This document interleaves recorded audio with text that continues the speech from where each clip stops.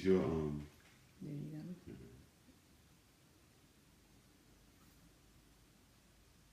He usually give us the thing that he's doing. no, There we there go. you go. Building an audience for you. Okay. Hello. Good evening. Good evening. We're George and Nashima Tab with Life Without Limits Coaching and Counseling, and welcome to episode 5 of Coaching and Counseling, Couples Coaching and Counseling. And so we're excited tonight. We've got a great show lined up for you, and we're going to be following up on our topic from last week. And last week we talked about why men cheat. This week we're talking about why men cheat solutions. And so we wanted to give some solutions. We generally don't like to talk about a lot of problems without talking about solutions, because there are solutions out there and there are things that you can do to strengthen and empower your relationship. And so, did you want to give our disclaimer, baby girl? Yes. Good evening, everybody. As you can see, I am back. Thank you for all the questions and the comments as to where I was last week. But I am back She was this here week. in spirit. I was here in spirit last week. So basically, just please remember that this is a public forum. Anything that you say or place in the comment section is public and all can see it. And this is not therapy, this is coaching. And if you have a private matter that you have a question that you don't want to list in the comments, you can always send us an email to lifewithoutlimitscc@gmail.com. All right, thank you, baby. And so remember, if you hear anything on the call on this show tonight that you enjoy, you get something out of it, all we ask you to do is to share, subscribe, like, and comment. So thank you. All right, so we got a lot of information, and in about 15-20 minutes that we want to take of your time to cover it. We always want to make the information worth your time. And so number one, so why men cheat? And remember, these are solutions. These are some things that you can do, because I got a lot of questions in reference to George. Well, you identified some things, but what are some things that I can do as the woman? And so I'm gonna get us kicked off. Number one is learn to stroke your man's ego. Okay, ego is a fragile thing, and one of the things that you can do is point out what you appreciate about your partner. So what do you appreciate? I think sometimes we do a great job at identifying what's wrong, but sometimes the same skills and strategies that you use on your children, you kind of use them on your partner, and that's catching your partner doing something good. Okay, when they're doing the things that you want them to do, make sure you appreciate it and you point that out. So acknowledge the strengths. We always say what you focus on multiplies and magnifies. And so if you want your partner to get stronger, then you magnify the strengths. You point out what he's good at. You point out the strengths. Also recognizing too, and this is another point, recognize and appreciate that, as men, just like as women, but remember tonight we're talking about men, we go through a lot in our day. We deal with a lot. We may not talk about it all the time. But, a lot of times when we get around other fellas, we will talk about it. But, a lot of times we may or may not talk about it with our partners. And part of that is we just don't want you to really know what we go through in our day. We want to make it look easy for our partner. We don't want to overburden you. One of the things that Nashima, and you might want to talk about this, baby, she does, we're going to talk about Gary Chapman's The 5 Love Languages. But one of the things that you do for me that I really, really, really appreciate. Oh, rubbing those big old funky feet. So, I just love that. Can't happen enough for me. And I really appreciate that. It makes me feel good. It pours into me. It builds me up. All right. And so find out what it is about your man that he appreciates that builds him up. You know, Gary Chapman, and we'll I think you're going to hit on that later on. Gifts, actions, affirmations, touch, and time. And so one of these things speak to your partner. And so your job is just to figure out what it is. And so acknowledge the big picture and positive qualities your man exhibit before asking for a change. So again, just really focusing on the things that he's doing right. It's easy to get derailed with what a person is doing wrong, what you don't like, what you don't want. And it's a little bit harder and a little more planning to focus on the things that you want, the things that he's doing right, the things that you appreciate about him. All right. And so that was number one, learn to stroke your man's ego. Number two is recognize that men generally want to please their partner. They basically want to please. You know, my goal has always been to make my wife happy. And for most guys, it's that way. They want to make you happy. And so feeling successful, but he wants to feel like he can please you. So if he's feeling like he can't please you, then he's not feeling successful. And so because I think sometimes, you know, we look at it and say, well, you just don't hear me, you're not listening to me, but he is listening. But you know, we just respond different. And remember, when you come into a relationship, everybody's got their baggage. And when I say baggage, I mean the things that you're carrying from your childhood. He's got things that he's carrying from his childhood. You're from two separate families, and the culture is different. You both could be of the same race, but the culture is starkly different in the two different families. And so, one of the other things that I observe is that sometimes we can get into wanting to change that guy. And sometimes choosing the right partner is a big part of the process. And so it's important to choose the right partner. Because so often, and I remember, you know, early on when we got married, and I thought, man, she would be perfect if we changed 1, 2, 3, or 4. And then you go to work on changing that partner. And that's no fun. And it's very stressful. And so number two, again, is recognize that men generally want to please their woman. Acknowledge the things that your man is doing for the family. So if he's out here hustling, bustling, maybe he's not making $100,000 a year or $200,000 a year. So he's not making the money that maybe you would desire him to make right now. But you know what? How about acknowledging what he is doing? How about acknowledging, and you could be doing the same thing. You could be getting up and going to work and doing your thing too. But it's important that he feels appreciated. And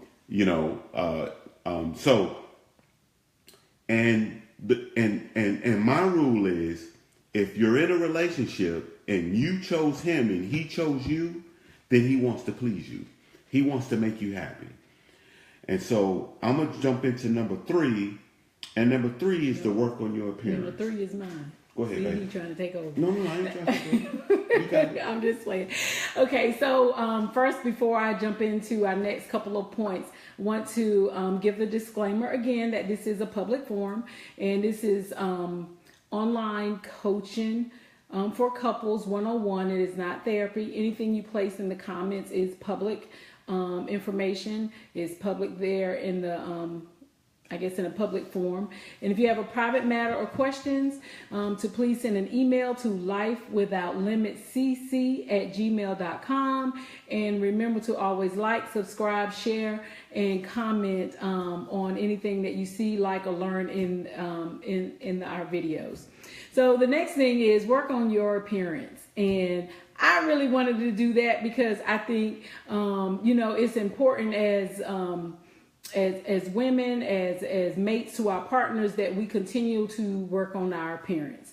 And what do I mean by work on our appearance? I am one that I go to work, I have my work clothes, and then most of the times I'm in some sweats or something around the house. And oftentimes I'm cleaning. I'm always cleaning. I'm a busybody at home. So oftentimes my sweats and things at home are the raggedy ones with the bleach on it. My hair is in the little rolls with the clips on it so I can keep my hair out my face. And basically I look a hot mess. That's not appealing. So one of the things that I do try to make more of an effort to is, once I finish with all that cleaning and things that I'm doing around the house, is to have some nice loungewear and things that I can lounge around in at home and look nice and pleasing to the eye of my husband. Working on your appearance with regard to your health and losing weight. I'm still in my 40s. I'm holding on for a little while longer. But as women, as we get each decade that we get older, our body changes so much more so than men. So our bodies are getting looser and flabbier, and the cellulite is, some women are blessed not to have that. But our cellulite is changing and things are changing. So it is definitely a challenge and a balance to always try to work on our bodies. But the other thing about it, when we're working on our bodies, we're more confident. We feel more confident in ourselves, at work, at home, in the bedroom, because we're feeling good about what we're doing to keep ourselves fit and healthy. And I two things I always think about when I think about weight loss and how we look as we age is, one time in Sinbad, in one of his stand-up routines, he talks about, it was a joke of a guy walking on the beach with his wife, and the guy is looking at everybody except for his wife, and his wife kept saying, "Why are you looking at her? Oh, you looking at her butt," and all of this stuff. And she said, "What, you don't like my butt?" And he jokingly says, "Oh yes, honey, I love your butt, the way it drags in the sand." So I always think about that. It's really funny to me. That he's with her, but he's looking at someone else. Well, when I'm with my husband, I want my husband looking at me, not looking at other people. And the thing about that is, of course, yes, we're all human. I get that, and we all look, but it should not be a stare, okay? It should be like a quick glance, and that's it. And then the other thing is, I know this is part of solutions for women, but one of the things with regard to weight, we have our kids and our bodies change. One of the things that George and I, when we sat down and we talked about what I wanted to do health-wise, weight loss-wise, etc., was he said, "Look, I love you. I married you for life. If you don't make some changes, you won't be here with me." And that is true. Or the quality of life will not be the same. You'll be on a bunch of medicines for high blood pressure, diabetes, and Lord knows what else happens as we tend to get older and we're carrying extra weight. Yeah. So am I where I want to be? No. But it's one of the things that I always strive to do. And even though I'm not where I want to be maybe physically, I still get my 3 to 4 days of working out in on a weekly basis. So, and the other thing too, with regard to our appearance, not always, but oftentimes we think we got to go get the lashes, we got to do the makeup, we got to go get the weave put in, and we have to do all those things. Most of us didn't get married or meet our mates looking like that. So that's probably not how they really want us to look on a regular basis. All that means is to, one of the things I do on the weekends is I do a full face of makeup. That's just something that I got into. I enjoy learning about makeup, and that's something that I do usually on the weekends when we're going to go out or whatever, and I may do a full face of makeup. Having a hairstyle that fits your face and fits, basically your face and your features and play up your features. So those kind of things with regard to keeping up appearances, wearing clothes that's made and shaped for your body. Now, I like leggings just like the next one. But for us, our leggings should be contoured in the right manner. We should have the right tunics on that covers in the right places. Leggings were never meant to be as pants. And I can do a whole class on tights, leggings, and you laughing at me, on tights, leggings, and jeggings, and straight and skinny jeans, and all this kind of stuff. And I love fashion just like the next person, but we do have to tailor it and wear it for our body types and styles, and what's appropriate, for our age range. So the next thing that I want to jump into, because we're fastly approaching our time, is to have sex with your man. Now, I know we go to work, we come home, we cook, we clean, we do all these things, and we're tired a lot of times. It's a lot. And sometimes you may say no, or you may postpone. Howsoever, you can't be backing up day after day after day after day after week after week after week after week. It amazes me at some of the couples who have marriage relationships and they're not having sex with their husband and wife like a month, 2 months, 3 months. That is like crazy to me, because one of the first signs of a healthy relationship is how often do you have sex? How often do you make love with your husband and your partner? So one of the things too, sometimes when you're tired and you just don't feel like doing it, do it anyway. Sometimes you're going to have to do it anyway. And a lot of times if you get started, you'll feel like it and you'll enjoy it just the same. Use creativity. One time we turned out a training because I shared about using creativity. What does it mean to use creativity? If you know some of your man's fantasies, play up on those fantasies. Be creative. I want to talk about, I had wrote it down and I left it, but I think it's Hebrews chapter 13, where they talk about those scriptures. The bed. Oh, hush. Where they talk about, it's the scripture that says, that marriage is honorable. And that the bed of a husband and his wife is not defiled, but yet the fornicators and the adulterers will be judged by God. So, a lot of times people say, well, if the husband and the wife enjoying it, does that mean we can bring a third person in? No, that's not what that means. So that is not what it means at all. It says that marriage is honorable. That's what it says. So what does that mean? That means that if you all enjoy role play with just each other, or you want to wear a sexy nightgown or lingerie, and that's your husband, that's honorable. That is your marriage. That is your bed. That's honorable. And it's nothing to be ashamed of. Howsoever, if you feel guilty, if you have shame, if it causes you some undue stress, there's some other issues that you should deal with and seek some guidance and professional guidance on, so that you can have a healthy, normal sex life. Right. And the other thing too is what I mentioned about your appearance. If you work on your appearance, you'll be more comfortable in your own skin. And so some of those insecurities that you may have, you will notice that you don't have them anymore.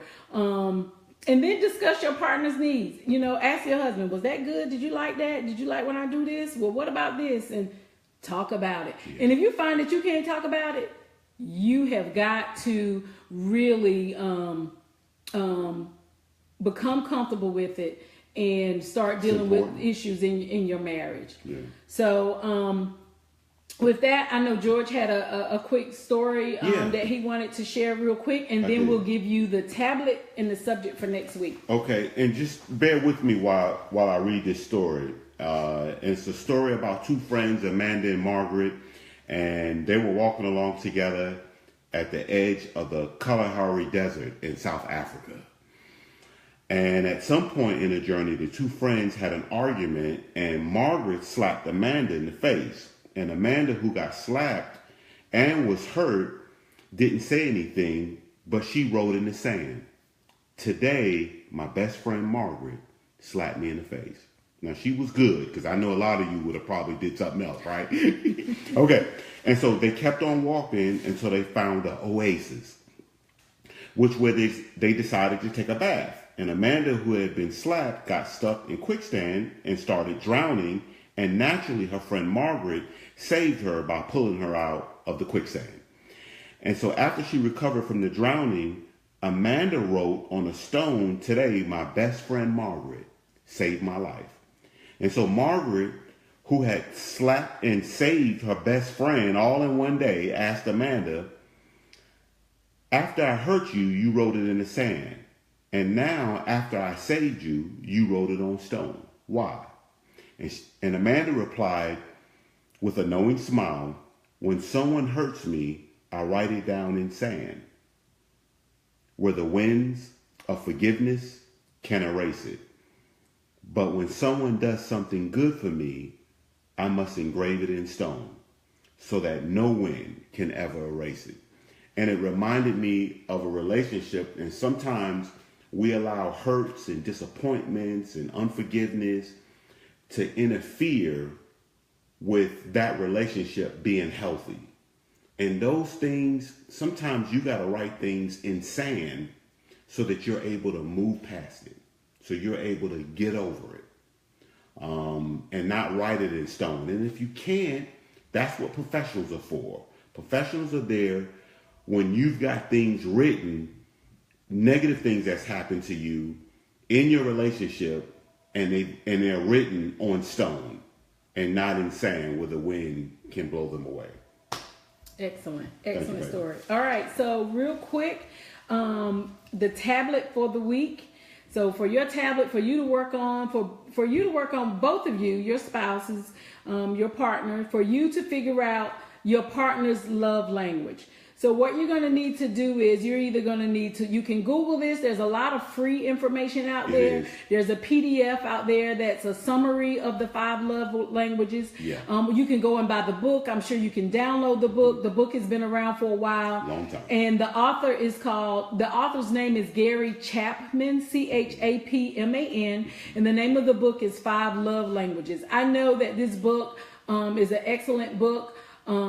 We read this book and implemented. Once we figured out each other's love language, then we knew how to talk to each other. We knew what to do to please each other and what made each other happy. So that is your tablet for the week, is to figure out your partner's love language. So that's going to require some work on both parts.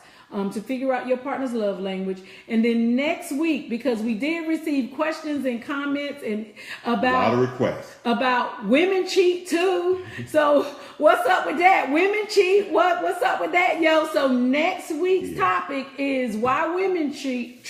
Why women cheat. I'm sorry. So that will be our topic for next week, and we will focus on why women cheat, and we'll follow that up as well with some solutions and get started on your tablet for the week. Remember to share, subscribe, like, and comment. We appreciate you all sharing it. This video is out there on YouTube as well, and please go find it, look at it, view it. We need all the shares and views that we can get for our videos, because we want to reach as many people as we can with this information. We think this is great information. And so with that, we'll leave you with, we empower the people that build the relationship. Have a great week.